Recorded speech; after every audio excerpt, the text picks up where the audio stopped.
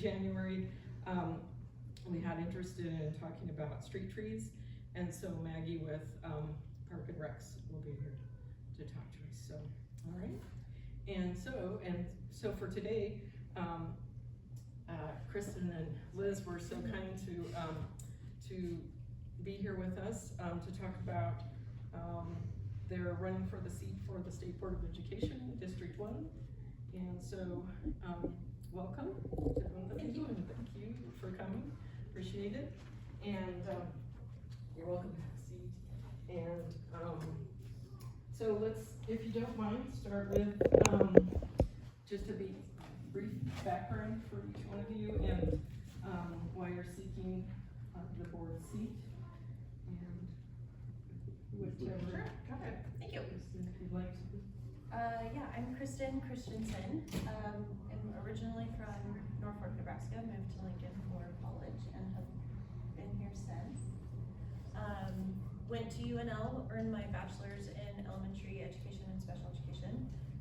Taught for several years and then went back to school to get my master's in education administration. So taught for a total of 9 years.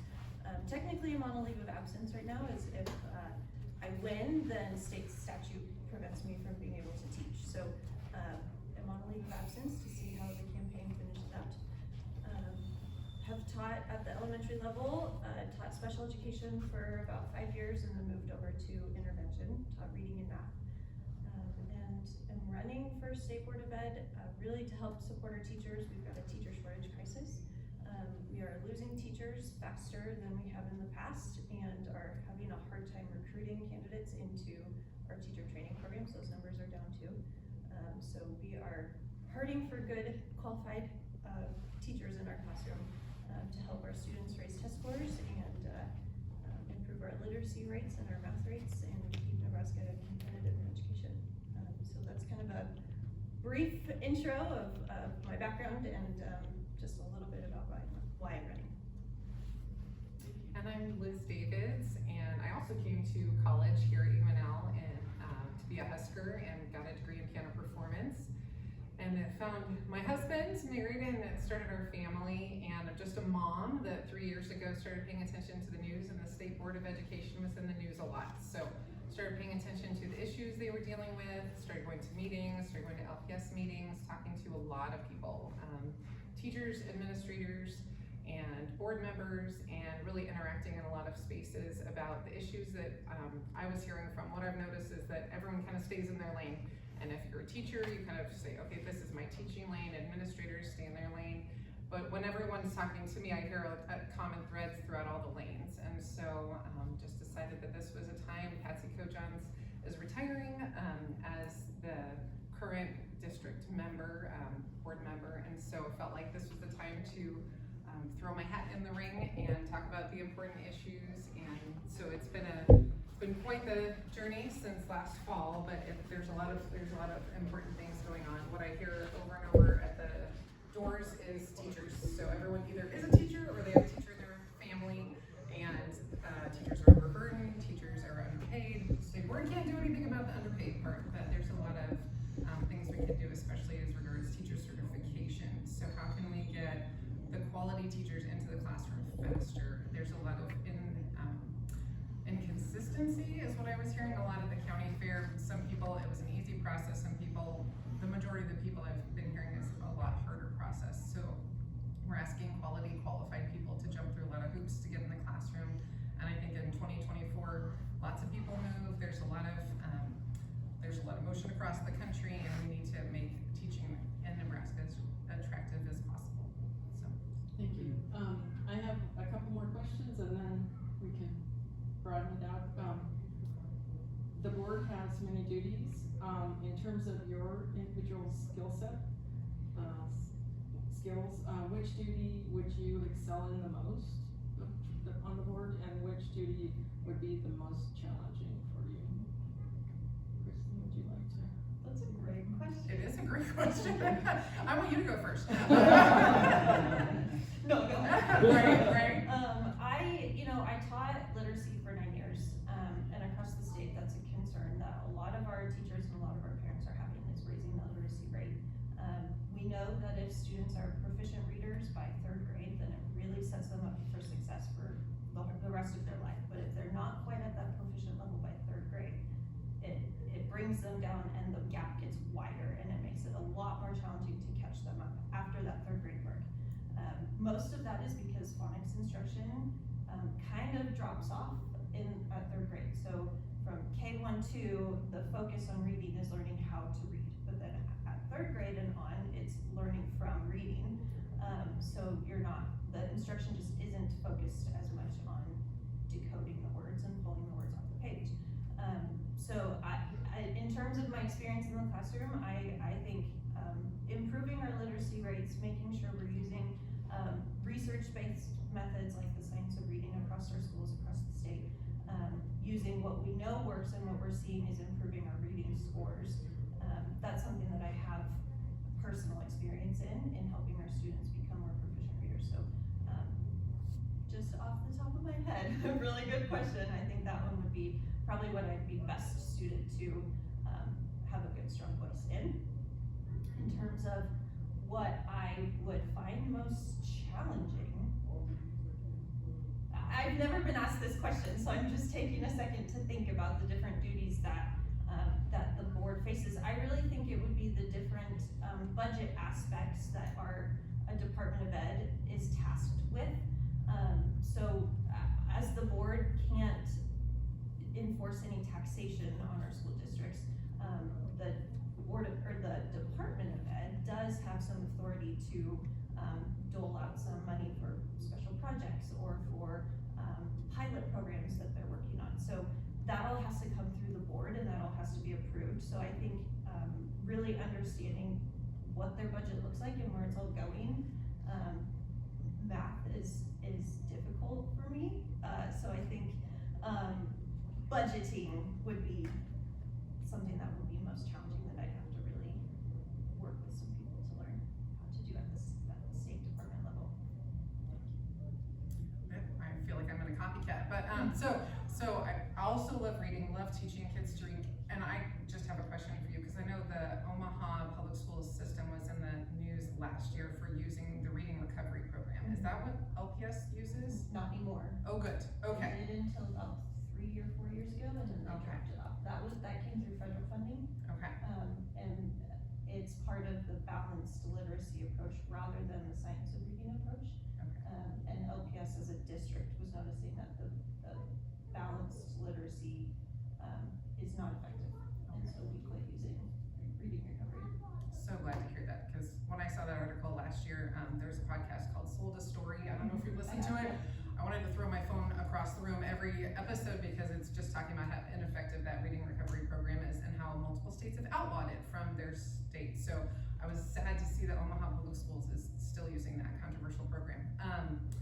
I would say that the first State Board of Education meeting I went to was in April of 2021. And I walked into the hotel lobby of downtown Lincoln, and there was this huge room filled with hundreds of people, and there were definitely two camps. They were very divided. This side had come to say this thing, and this side had come to say this very different thing. And I walked in, and I had a plan to speak that day, and I just felt a nudge saying, go listen to the side that you don't agree with.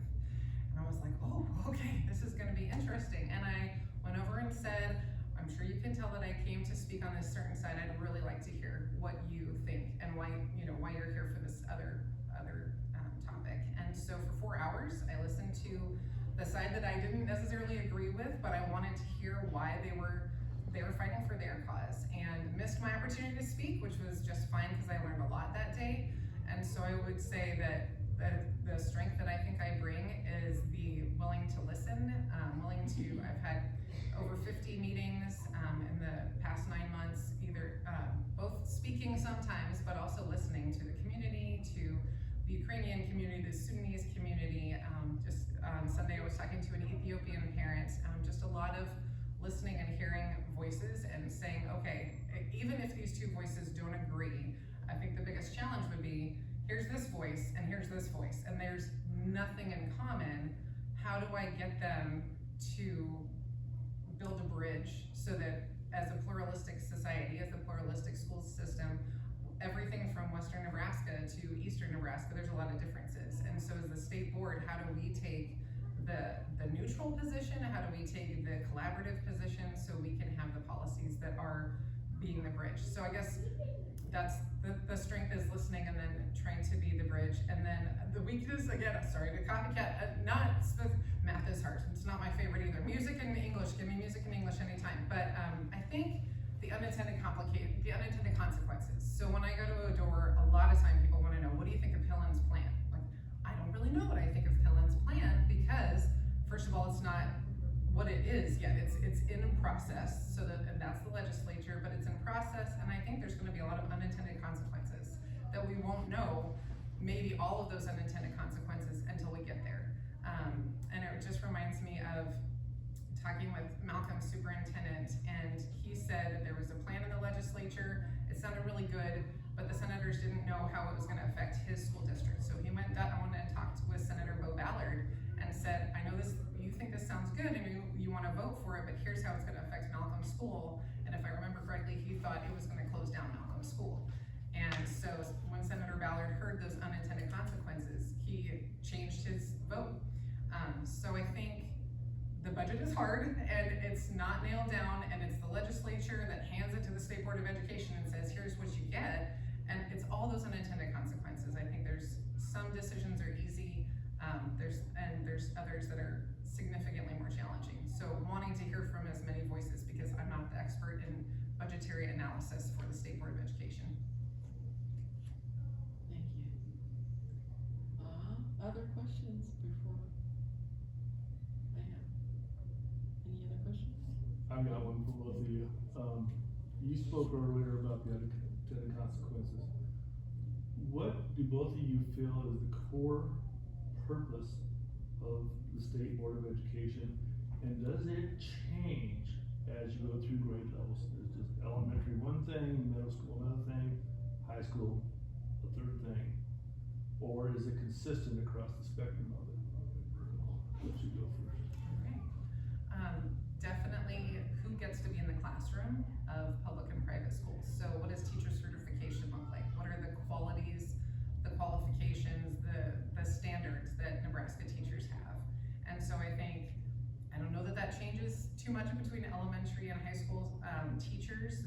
They've got to have a teaching degree, they've got to have certain boxes checked. But I think the standards across Nebraska, what is Nebraska going to be known for as far as English, as far as language, as far as math, as far as science. So each school district, I like that each school district is its own autonomous unit. They have their lane, the state board has its lane. The state board doesn't want to micromanage school districts unless they absolutely have to, because the school district is struggling. But I think across the board, we want to have Nebraska schools are known for this in math, known for this in English, and so the standards across the state, and then also teacher certification, I think is huge. You know, what if you want to come teach in Nebraska, what are the requirements? And so because we have 50 states, that's going to look different for 50 states, and some of them have reciprocity, Nebraska does not, so that's tricky, and that makes getting quality people in our classrooms tricky if they're coming from out of state and they're qualified, but it's not with a Nebraska teacher certification. So again, who can be in the classroom and what the standards are for that, I think is the most important aspect of the State Board of Education.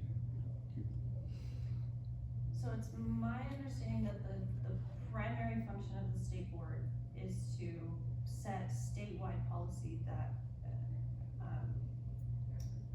sets the standard, I guess, for how individual districts can function, policies that they can then set for their own district. So included in that statewide policy might be how a private school is accredited or not accredited or exempt, how the public schools have to meet certain standards for their students before they can pass them on to the next grade level, which teachers can teach in public school or private school depending on their certification. So it really lays out how state education system, or the education systems in our state can function and should function, and then underneath that kind of umbrella policy level is how our individual districts can function and should function. So I would say yes and no. It levels. Like Liz was talking about, the content level standards or content area standards are of course going to be different at elementary versus middle versus high school. So in that sense, yes, it does differ for different grade levels or different school levels. But as in terms of the statewide overarching system, no, it shouldn't differ per grade level or per set of grades, because it's in charge of all the schools as a system, not individual grade levels specifically. Does that make sense? Does that kind of answer your question? Okay. Yes, thank you. So we keep talking about and hearing about teacher shortage, so I work at the legislature, so my Okay. senator is on the education committee. Sure. So State Board of Education is something that the legislature is tasked with overseeing. And so you guys keep talking about teacher shortage. My senator has always asked the question, why are teachers leaving? And they've asked Commissioner Maher, they've asked the board, have you done a survey or have you figured out why teachers are leaving? Is it because of certification? Is it because there's no support from administration? Is it because of student behavior? So in your walking through Lincoln, Nebraska, what have you heard feedback wise of the reason why teachers are leaving the profession? Because I'm one of those teachers that left the profession, and I don't foresee myself going back. So I'm just curious what you've heard in your walking through Lincoln and canvassing the neighborhoods, what you've heard. Yeah, so in LPS, not new anymore, Superintendent Gosman did a survey of all LPS staff 2 years in a row. And the themes that came up from that were teacher pay, student behavior, and things being added to our plates, but not having things removed from our plate. So too many expectations and not enough time, basically. And that's what I feel, what I felt as a teacher. That's what I hear from my colleagues. That's what I hear from people at the doors, that their sister is feeling that's what their daughter is saying, that student behavior is increasing, that they're not being paid enough, they can't afford this and that. So those are probably the three biggest themes that I hear and that I felt, is that though LPS is the highest in the state, teacher pay is very low. Student behavior is on the rise, and I would say has been for the last 5 years since COVID, and that our expectations are increasing without support for the things that we already have to take care of. Yes, agreed. I think the overburdened and under-resourced. And so I talked to an assistant principal who left with 1 year left to retirement. She resigned and gave up 15% of her retirement income, her entire retirement income, because she just couldn't take it anymore. And as an assistant principal, her building was always understaffed, especially in the special education department. And so there's only so much you can do without enough people as resources. So hearing that Leffler Middle School special education para staffing was cut in half this year, hearing that this principal, when she went to have a springtime meeting at the LPS district office, she walked in on a Friday and it was like crickets in this office, and she was told that if the LPS district staff gets their work done in 4 days, then they get Fridays off.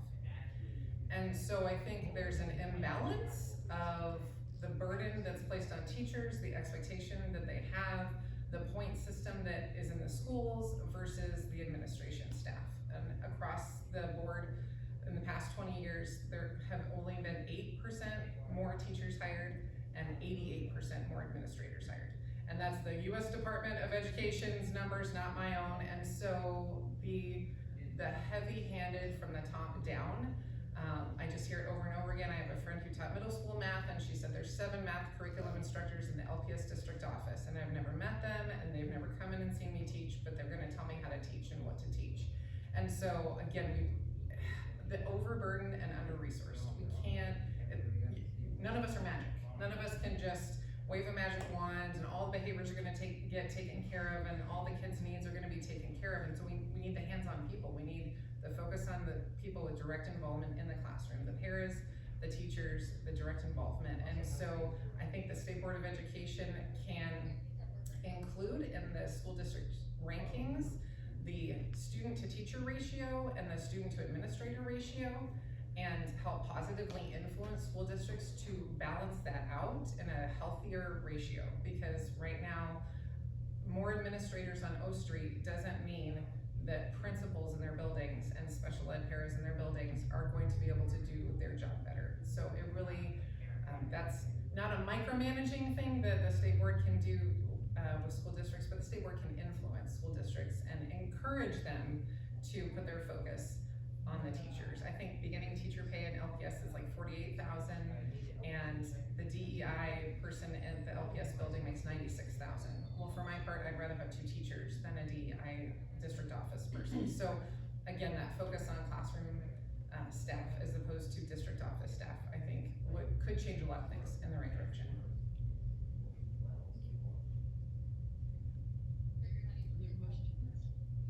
I'll ask another one. So I've grown up in Little Nebraska, and I'm just now transplanted to big city. So as those of you that are representing this area, how can you cross the table and work together with those that are from the rural areas of Nebraska so that we come to a consensus to meet the needs at schools that are very small to the largest ones like OPS and LPS? So I met with Dr. Maher, Commissioner Maher. I'm also from Norfolk, so not a super rural area, but it's definitely smaller than Lincoln, so I kind of have an understanding of what rural Nebraska looks like, feels like, and needs. But when I met with Commissioner Maher, he pointed that out, that it's very different in terms, he put it in terms of assessment. So they were looking at how they were going to use statewide assessment systems, the systems that they pay for, and if they were going to mandate the same system across the state. So out in Holdridge and out in Sydney would be using the same thing as Lincoln and Omaha. And he heard from superintendents out in Western Nebraska that said that's just not feasible for them because some of that comes out of their own budget. And to pay for a system that, doesn't work for their districts, it's too expensive, they would rather allocate the funds somewhere else. It doesn't make sense for that to be the same thing as in Lincoln and Omaha. So listening to what our superintendents need and partnering with the board members that are representing those districts and hearing what their constituents are saying, and making decisions based on that rather than, nope, it needs to be the same, we're gonna, we all need to use MAP, we all need to use NSCAS because that's how our data needs to come up, and then we can compare and make informed decisions, which I understand, but we can do that in a more equitable way so that we're not putting an undue burden on districts that just don't have the resources and don't need that type of system or burden on their budget and on their district. So that's just one example of what he said was in the works or what they had just passed. I don't remember which one it was, but avoids that the board heard both ends of the spectrum, that LPS and OPS really like having that system in place because they like having the benchmarks and it's worked for them and they implemented it over the last few years, but at the other end of the spectrum, it doesn't work for them and they weren't using it the same way. So how we can find that compromise to help make it work for all the districts, and how we can tailor that for our different districts, I think is something that would be needed. It is needed, but yeah, working closely with those other board members and listening to hear what their superintendents are saying and meeting would kind of answer that. And yeah, I think the listening part is key. I've tried to make myself very available to the community. I was at a statewide meeting and someone came up and said, I'm from small town Nebraska and what we really need is, and I think it was career technical education. And he had some very innovative solution to the problem that was very specific to his school district. And he said, if you get elected, would you take this information? And I've already forgotten about it because it had nothing to do with anything that I had experienced. And it was really innovative, but I thought this is the perfect example of I'm from a city, and so I know I'm used to my surroundings in a city. And if I go into a situation and assume that I know exactly what Nebraska needs because I'm coming at it with my dogma or my position, then I'm not doing my job. Of course I'm gonna, represent my constituents to the best of my ability, but also not assuming that what works in Lincoln and Omaha is even gonna work in Norfolk or Fremont or Columbus or Grand Island. And so I love having all the voices at the table, and obviously there's only so much time and bandwidth that everybody has, but a lot of listening, a lot of not assuming that what comes first to my mind is going to be the right situation for them. And I think Western Nebraska is going through completely different issues than Eastern Nebraska is, and some similarities, but a lot of, rural farmland looks a lot different than urban Omaha. So we need to just be aware of the humility and teachability and listening to the other members. I do think it is, just to tag on, that it's important for us to remember that, yes, I have a district and I'm serving my constituents, but we are a board that supports the state. And so that is our primary function, is to help support our schools across the state, and not as a District 1 representative that represents, Lincoln and some rural Lancaster County, but that's my sole focus, and I'm only gonna focus on that, but that's not serving our state as a whole. And that's what we're really looking to improve, is education outcomes across the state. And so keeping that in mind and working collaboratively, I think, would be key. Question. What are your thoughts on how the board influences and how important are physical facilities in terms of education? And what do you think would be the most important thing in terms of size, locations? Is the board, does it have regulations on physical facilities? That's a really good question, and I don't know the answer to that. I agree. I know in LPS, I actually heard it from someone that I was talking to on the phone, that often LPS buys land in preparation of expanding, so that when they need to set up a new building, they have the land already in place, and they don't need to source that while they're growing and they're running out of space. They have it prepared. So I know that's part of LPS's budget, but I don't know if that's a statewide regulation. Maybe a different way to say that is, in your experience now in the facilities, do you see problems with, are facilities causing problems, or is there a better way to educate in different sorts of facilities? Well, again, this is my experience in LPS, so I don't know if it's a statewide standard, but some of our older buildings are going through some air quality improvements, because the air quality is not up to par, and so they've needed to spend some money improving some of the HVAC systems, some of the systems like that in the buildings, so that they're improving the air quality. But I don't. That's definitely a concern in LPS, as some of our buildings are 100 years old.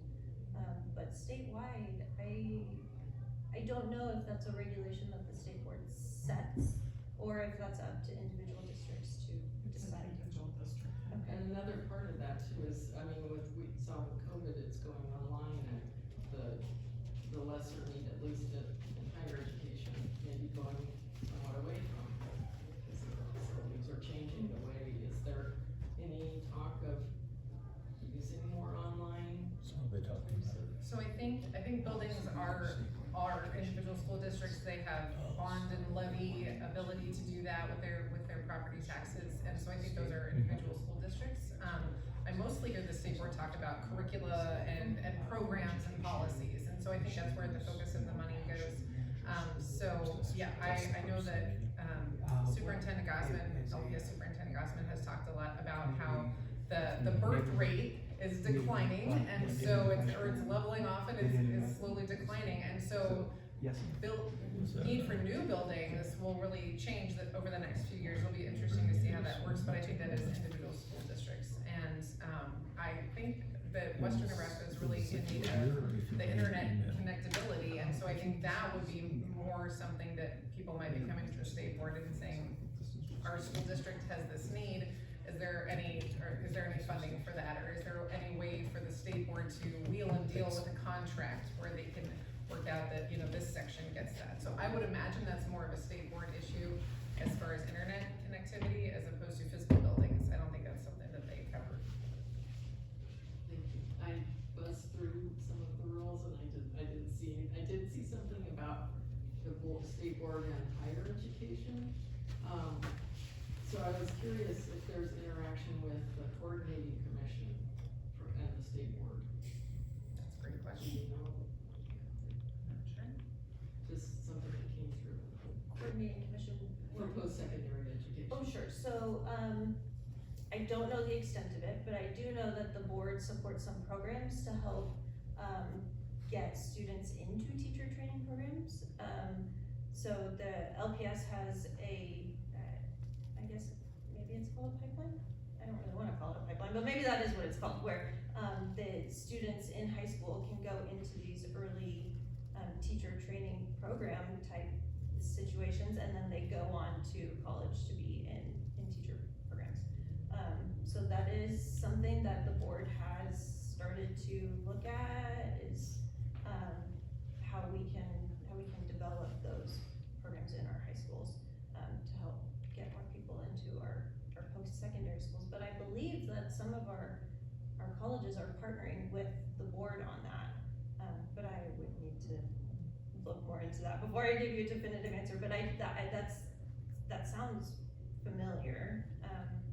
Patty Gooble's the board member that is representing Norfolk and some of that area up there. She works at Wayne State College. She's in the post-secondary teacher recruitment program. So she would be a good one for me to ask. I will follow up with her on that question. And LPS got a grant, right, that was student teachers that wanted to become teachers, paras that wanted to become Paras, yeah. teachers, and so there was a program that they were working with, and then I heard about a transition program from Creighton University and also UNK, I believe, where if you have a degree but you don't have a teacher's certificate, I mean, so there's lots of different ways to do this, you know, preparing someone to be a teacher with a teacher's certificate, not just, oh, we'll just throw somebody in a classroom and just call them a teacher. So I think there's lots of ways to be innovative, and sometimes the innovative ways just aren't known about. So knocking doors, and I knocked the door of the Nebraska Rural Community Schools Association president, and he said, hey, did you know about this program? I'm like, no, I did not. I don't know if anybody else does either. I've never heard about it. So I think there's a lot of things that the state board can do to promote these innovative ways, and maybe it's a lot of online preparation and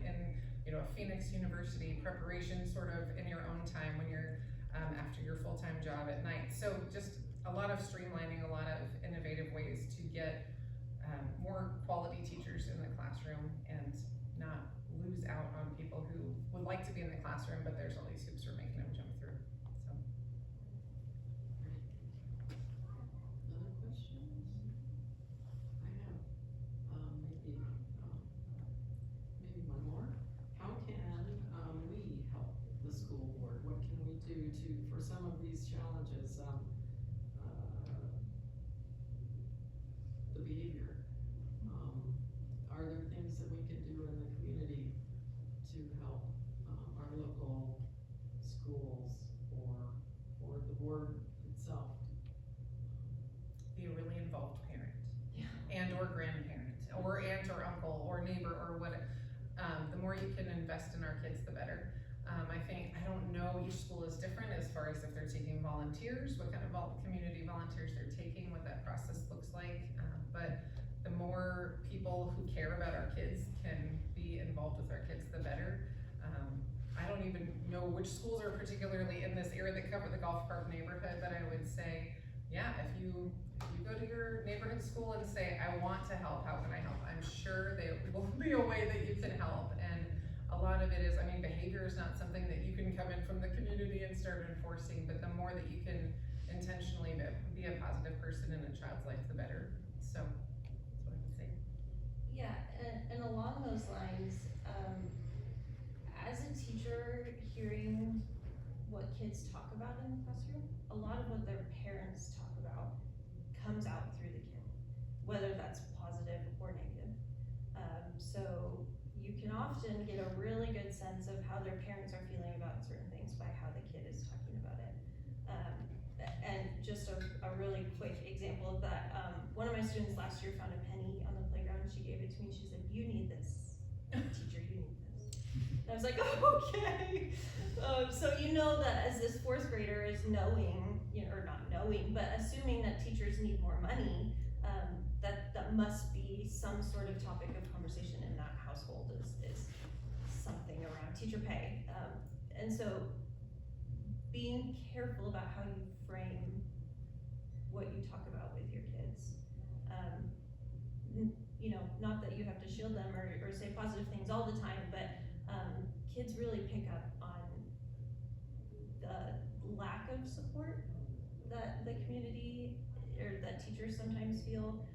Kids also pick up on how supportive their parents are of their teacher. And so, just making sure that you can be a supportive community member by supporting the teachers and talking positively about our schools and making sure that you're framing it in a positive light and rallying support around our schools, because our schools do need more support.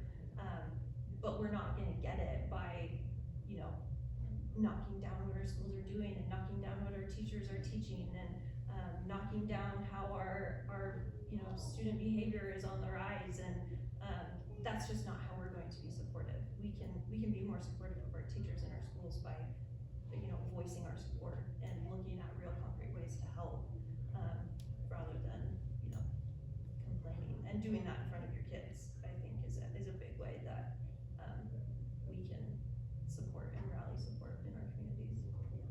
And I know LPS, really has partnered with Tom Housemore's mentoring program, because I saw that a lot when I worked at Skilled Middle School, was the mentors through Tom Housemore's program for the kids that really needed an adult mentor outside of their own household.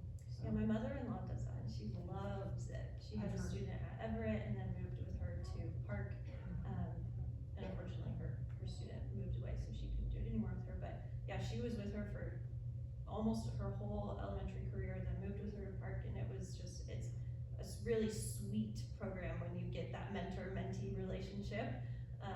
But there's, Big Brothers Big Sisters, there's the teammates, there's the after-school programs, the CLCs.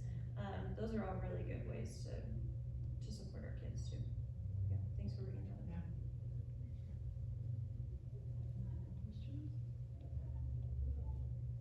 Yeah. What, I do have one. Listening, I'm getting a better grasp of the main purpose, not the main purpose, one of the strong purposes of the State Board of Education is, as you said, to certify and to set certification for teachers. How do you clean that up? My experience through life has been is that we all have to justify our existence by putting our own thumbprint stamp of some type on there. And I'm sure that has happened over the years through the boards about saying, we need this initiative, we need this directive, we need to have this. Who goes in and does a sunset on some of these that either are outdated, no longer functioning, or were never valuable to begin with? Or do we just keep adding layer on top of layer? Address that part of how you clean up the directives that come from the state down. I think it has to do with winning over your fellow board members to your cause. And I think the more people that you can talk to, the more stories that you can present. I mean, talking to a teacher that was out in Malcolm who had a Nebraska teacher certificate, moved out of state, taught there as well, came back into the state and was told, you have to student teach for a semester without pay and pay for 16 credit hours, even though you have a Nebraska teacher certificate. And so this teacher spent all summer on their laptop instead of spending that summer with their kids so that they could get back into the classroom that August. So it's telling the stories and saying, I think we can do better. I think we're missing out on good people who move into the state and they're told you have to jump through these hoops, and they say, no thank you, I'll just go work at Starbucks or Menards. And so if we have quality people and the processes are outdated, they're antiquated, they're not streamlined, they're cumbersome. I had a friend who tried to, with a teacher certificate, signed up to, all she wanted to do was get back in the classroom and help substitute teach. And the process just didn't, she signed up in December, she couldn't get in through the entire spring semester. So LPS missed out on a great substitute teacher because the process was so cumbersome. And so again, what can we do so we're not missing out on quality people in the classroom? We don't wanna throw anybody into the classroom, but if you're quality and you're qualified, why would we let the process shoot us in the foot, especially during a time of teacher shortage crisis? So the process is, I think, is winning the fellow board members over to your side, saying, here's my strategy, here's my rough draft, help me craft it so it can be what it needs to be to make sure that people in the classrooms are qualified and quality, and let's also make it streamlined so it's not too burdensome and it's getting people where they need to go in a faster time. So I think it's a lot about winning over board members, because no board is ever gonna be all 8 votes are on the same side all the time, and so it's who can I work with that will come together and make the best pitch to the whole board. Yeah, so on the committee, not on the committee, on the board, there's different committees. One of them is the rules committee. So the rules committee is in charge of looking at what policies are in place. It's for Nebraska, it's called the rules. So there's different rule books that address different areas of education. So Rule 10 is the rule that addresses teacher certification. So the rules committee's job would be to look at certification in Rule 10, how it's laid out, how it is addressed, what the qualifications are for different areas, and work collaboratively with the State Department of Ed to know what could be cleaned up, what could be streamlined, what processes do they have in place, what processes do they no longer have in place, like you're saying, that we could, remove to make it a little bit more clear for our teachers or, incoming teachers to know what exactly they need to do. But the rules committee's job would be to talk with our superintendents, talk with the Department of Ed, find out what exactly is happening and what exactly needs to be done or, cleaned up to make it more effective and efficient. Thank you.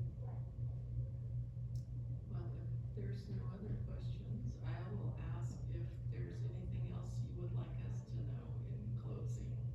Please vote on November 5th. November 5th is just a couple months away.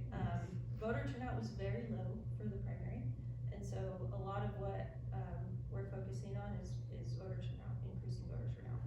This is a big important election for a lot of reasons, and so we are just trying to reach as many voters as possible to just please vote, because we want our community's voices to be heard and to be counted. So please vote on November 5th or before. And our race will be very far down on the ballot. There's a lot on the ballot on November 5th. There's a lot of issues. There's a lot of ordinances and things. So the State Board of Education will be farther down on the ballot.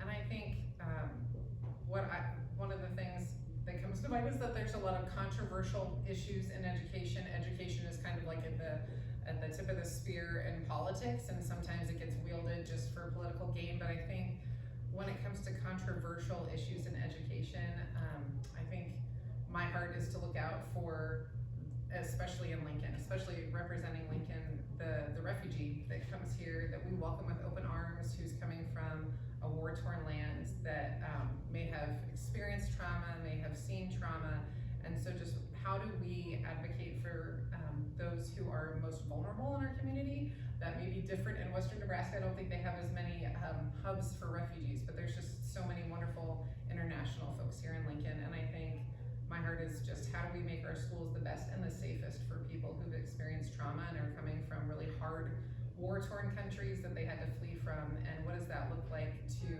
be a safe place to welcome them into? So, Well, thank you.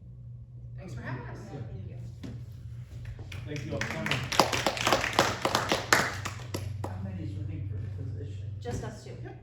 Against each other? or- Oh, I might add to that. There's Four four different seats are races. open. Mhm. But for our district, it's just me and Liz. And to be able to have this kind of forum in